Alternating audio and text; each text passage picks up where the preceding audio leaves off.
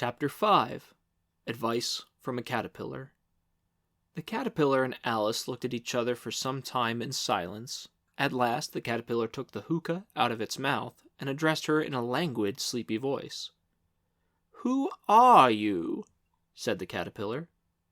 This was not an encouraging opening for a conversation, Alice replied rather shyly. I hardly know, sir, just at present. At least I know who I was when I got up this morning, but I think I must have been changed several times since then." "What do you mean by that?" said the caterpillar sternly. "Explain yourself." "I can't explain myself, I'm afraid, sir," said Alice, "because I'm not myself, you see." "I don't see," said the caterpillar. "I'm afraid I can't put it more clearly," Alice replied very politely, "for I can't understand it myself to begin with, and being so many different sizes in a day is very confusing." "It isn't," said the caterpillar. "Well, perhaps you haven't found it so yet," said Alice.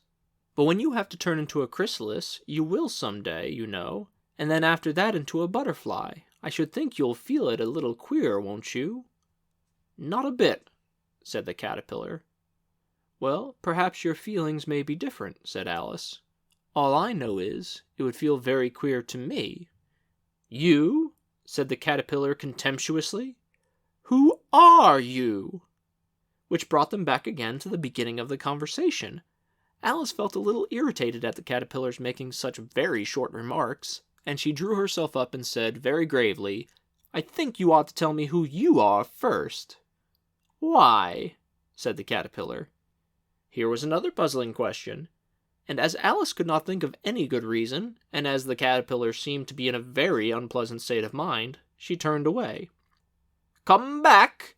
the caterpillar called after her. "I've something important to say." This sounded promising, certainly. Alice turned and came back again. "Keep your temper," said the caterpillar. "Is that all?" said Alice, swallowing down her anger as well she could. "No," said the caterpillar. Alice thought she might as well wait, as she had nothing else to do, and perhaps after all it might tell her something worth hearing. For some minutes it puffed away without speaking, but at last it unfolded its arms, took the hookah out of its mouth again, and said, "So you think you're changed, do you?" "I'm afraid I am, sir," said Alice. "I can't remember things as I used, and I don't keep the same size for 10 minutes together." "Can't remember what things?" said the caterpillar. "Well, I've tried to say, 'How doth the little busy bee,' but it all came different," Alice replied in a very melancholy voice. "Repeat, 'You are old, Father William,'" said the caterpillar. Alice folded her hands and began. "You are old, Father William," the young man said, "and your hair has become very white. And yet you incessantly stand on your head. Do you think at your age it is right?" "In my youth," Father William replied to his son, "I feared it might injure the brain. But now that I'm perfectly sure I have none, why I do it again and again." "You are old," said the youth, "as I mentioned before, and have grown most uncommonly fat. Yet you turned a back somersault in at the door. Pray what is the reason of that?" "In my youth," said the sage, as he shook his grey locks, "I kept all my limbs very supple. By the use of this ointment, 1 shilling the box. Allow me to sell you a couple." "You are old," said the youth, "and your jaws are too weak for anything tougher than suet. Yet you finished the goose with the bones in the beak. Pray how did you manage to do it?" "In my youth," said his father, "I took to the law, and argued each case with my wife, and the muscular strength which it gave to my jaw has lasted the rest of my life." "You are old," said the youth, "one would hardly suppose that your eye was as steady as ever. Yet you balance an eel on the end of your nose. What made you so awfully clever?" "I have answered 3 questions, and that is enough," said the father. "Don't give yourself airs. Do you think I can listen all day to such stuff? Be off, or I'll kick you downstairs."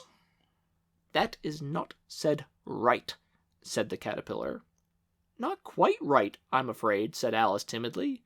"Some of the words have got altered." "It is wrong from beginning to end," said the caterpillar decidedly, and there was silence for some minutes. The caterpillar was the first to speak. "What size do you want to be?" it asked. "Oh, I'm not particular as to size," Alice hastily replied. "Only one doesn't like changing so often, you know." "I don't know," said the caterpillar. Alice said nothing. She had never been so much contradicted in her life before, and she felt that she was losing her temper. "Are you content now?" said the caterpillar. "Well, I should like to be a little larger, sir, if you wouldn't mind," said Alice. 3 inches is such a wretched height to be." "It is a very good height indeed," said the caterpillar angrily, rearing itself upright as it spoke. It was exactly 3 inches high. "But I'm not used to it," pleaded poor Alice in a piteous tone, and she thought of herself, "I wish the creatures wouldn't be so easily offended." "You'll get used to it in time," said the caterpillar, and it put the hookah into its mouth and began smoking again. This time Alice waited patiently until it chose to speak again. In a minute or two the caterpillar took the hookah out of its mouth and yawned once or twice and shook itself. Then it got down off the mushroom and crawled away in the grass, merely remarking as it went, "One side will make you grow taller, and the other side will make you grow shorter." "One side of what? The other side of what?" thought Alice to herself. "Of the mushroom," said the caterpillar, just as if she had asked it aloud, and in another moment it was out of sight. Alice remained looking thoughtfully at the mushroom for a minute, trying to make out which were the 2 sides of it. As it was perfectly round, she found this a very difficult question. However, at last, she stretched her hands round it as far as they would go, and broke off a bit of the edge with each hand. "And now which is which?" she said to herself, and nibbled a little of the right-hand bit to try the effect. The next moment she felt a violent blow underneath her chin. It had struck her foot. She was a good deal frightened by this very sudden change, but then she felt there was no time to be lost as she was shrinking rapidly, so she set to work at once to eat some of the other bit. Her chin was pressed so closely against her foot that there was hardly room to open her mouth, but she did it at last and managed to swallow a morsel of the left-hand bit. "Come, my head's free at last," said Alice in a tone of delight, which changed into alarm in another moment, when she found that her shoulders were nowhere to be found. All she could see when she looked down was an immense length of neck, which seemed to rise like a stalk out of the sea of green leaves that lay far below her.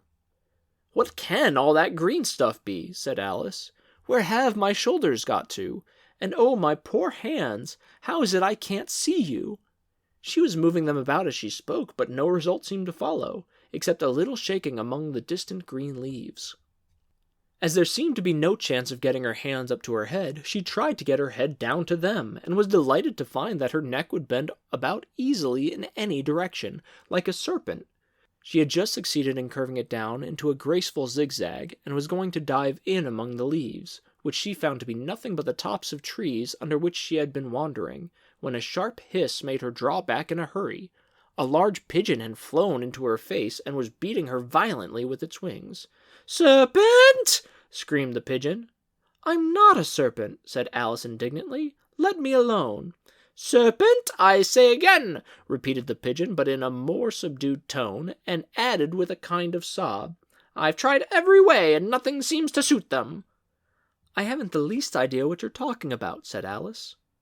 "I've tried the roots of trees, I've tried banks, I've tried hedges," the pigeon went on, without attending to her, "but those serpents, there's no pleasing them." Alice was more and more puzzled, but she thought there was no use in saying anything more till the pigeon had finished. "As if it wasn't trouble enough hatching the eggs," said the pigeon. "But I must be on the lookout for serpents night and day. Why, I haven't had a wink of sleep these 3 weeks." "I'm very sorry you've been annoyed," said Alice, who was beginning to see its meaning. "And just as I'd taken the highest tree in the wood," continued the pigeon, raising its voice to a shriek, "and just as I was thinking I should be free of them at last, they must needs come wriggling down from the sky. Ugh! Serpent!" "But I'm not a serpent, I tell you," said Alice. I'm a... "Well, what are you?" said the pigeon. "I can see you're trying to invent something." "I'm a little girl," said Alice, rather doubtfully, as she remembered the number of changes she had gone through that day. "A likely story indeed," said the pigeon in a tone of the deepest content. "I've seen a good many little girls in my time, but I've never seen one with such a neck as that. No, you're a serpent, and there's no use denying it. I suppose you'll be telling me next that you've never tasted an egg." "I have tasted eggs, certainly," said Alice, who was a very truthful child, "but little girls eat eggs quite as much as serpents do, you know." "I don't believe it," said the pigeon, "but if they do, and they're a kind of serpent, that's all I can say." This was such a new idea to Alice that she was quite silent for a minute or two, which gave the pigeon the opportunity of adding, "You're looking for eggs, I know that well enough, and what does it matter to me whether you're a little girl or a serpent?" "It matters a good deal to me," said Alice hastily, "but I'm not looking for eggs as it happens, and if I was, I shouldn't want yours. I don't like them raw." "Well, be off then," said the pigeon in a sulky tone as it settled down again into its nest. Alice crouched down among the trees as well as she could, for her neck kept getting entangled among the branches, and every now and then she had to stop and untwist it. After a while she remembered that she still held the pieces of mushroom in her hands, and she set to work very carefully nibbling first at one and then the other, and growing sometimes taller and sometimes shorter, until she had succeeded in bringing herself down to her usual height. It was so long since she had been anything near the right size that it felt quite strange at first, but she got used to it in a few minutes and began talking to herself as usual. "Come, there's half my plan done now. How puzzling all these changes are. I'm never sure what I'm going to be from one minute to another. However, I've got back to my right size. The next thing is to get into that beautiful garden. How is that to be done, I wonder?" As she said this, she suddenly came upon an open place with a little house in it about 4 feet high. "Whoever lives there," thought Alice, "it'll never do to come upon them this size. Why, I should frighten them out of their wits." So she began nibbling at the right-hand bit again, and did not venture to go near the house until she had brought herself down to 9 inches high.